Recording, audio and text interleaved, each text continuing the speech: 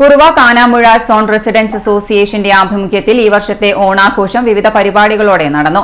വൈകിട്ട് 7 മണിക്ക് നടന്ന സമാപന സമ്മേളനം വാർഡ് കൌൺസിലർ മിനി ഉദ്ഘാടനവും വിജയികൾക്കുള്ള സമ്മാന വിതരണവും നിർവഹിച്ചു. മഹാബലിനെ കണ്ടില്ലേ? ആരാ മഹാബലി?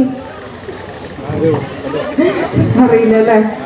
നമ്മളെ ഇന്നത്തെ കുട്ടികൾക്ക് പല ചരിത്രങ്ങളും മറന്നു പോയിട്ടുണ്ട്. അപ്പോൾ നമ്മളെ കുറേ അമ്മമാരെല്ലാം ഉണ്ട്. അപ്പൊ അവരെല്ലാം വീട്ടിൽ പോയിട്ട് ഇന്ന് മഹാബലിയെ കുറിച്ച് പറഞ്ഞിരുന്നു കേട്ടോ. ഞാൻ ഇന്ന് സമ്മാനദാനം തരാനാണ് വന്നിട്ടുള്ളത്, എന്നെ ക്ഷണിച്ചിട്ടുള്ളത്. അപ്പൊ മഹാബലിന്റെ കഥയൊക്കെ പറഞ്ഞു കഴിഞ്ഞാല് രാവിലെ ആവും.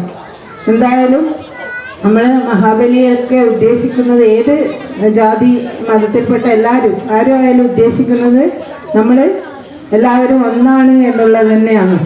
അപ്പം നമ്മളെല്ലാവരും ഒന്നായി. ഈ കൂട്ടായ്മ തന്നെ അതിന് ഉദാഹരണമാണ്.